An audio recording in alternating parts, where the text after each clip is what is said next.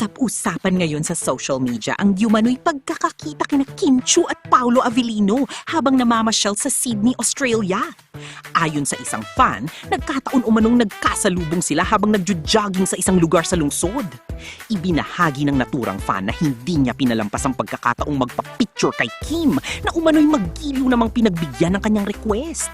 Dahil dito, mabilis na kumalat ang kwento sa social media at muling kinilig ang mga taga-suporta ng Kim Pao. Mas lalo pang naging usap-usapan ng pahayag ng fan na kasama rin umano ni Kim si Paolo sa naturang lakad. Ayon sa kanyang kwento, nasa gilid lamang daw ang aktor at bilang iniiwasang mapansin o makuha sa litrato. Dahil dito, sari-saring haka-haka at interpretasyon ang lumabas mula sa Kim Paulandia.